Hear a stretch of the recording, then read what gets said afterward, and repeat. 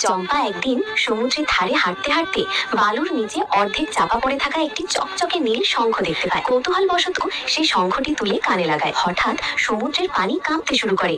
শঙ্খের ভেতর থেকে এক রহস্যময়ী সমুদ্র দেবী আবির্ভূত হয়। দেবী বলে, তুমি আমাকে মুক্ত করেছো, আমি তোমাকে একটি বরদান দিলাম, আজ থেকে তুমি যা বলবে তা সত্যি হয়ে যাবে। বলে সমুদ্র দেবী চলে যায়। চম্পা পরীক্ষা করার জন্য একটি শুকনো গাছের দিকে তাকিয়ে বলে, গাছটি সবুজ হয়ে যায়। সঙ্গে সঙ্গে শুকনো গাছটিতে সবুজ পাতা গজিয়ে ওঠে। চম্পা অবাক হয়ে যায়। এরপর চম্পা তার মাটির বাড়ির দিকে তাকিয়ে বলে, আমার ঘরটা বড় হয়ে যায়। মুহূর্তেই তার ছোট কুড়ে ঘর বিশাল সুন্দর বাড়িতে পরিণত হয়। চম্পা আনন্দে হাসতে থাকে। এই দেখে চম্পার স্বামী চম্পাকে বলে, এগুলো কি করছো তুমি? তখন চম্পা রেগে বলে ওঠে, চুপ করো তুমি। মুহূর্তেই তার স্বামী স্থির হয়ে যায়। কথা বলা বন্ধ, মুখ জমে যায় পাথরের মতো। চম্পা আতঙ্কিত হয়ে পড়ে। সে আবার বলে, সব ঠিক হয়ে যাক, কিন্তু কিছুই হয় না। চম্পা কান্নায় ভেঙে পড়ে এবং সমুদ্রের ভারে গিয়ে শঙ্খ দেবীকে কাঁদতে কাঁদতে বলে। তখন শঙ্খ দেবী বলে, তুমি বেশি লোভ করতে গেছিলে, তাই এরকম হয়েছে। চম্পা কাঁদতে কাঁদতে ক্ষমা চায়। তখন শঙ্খ দেবী বলে,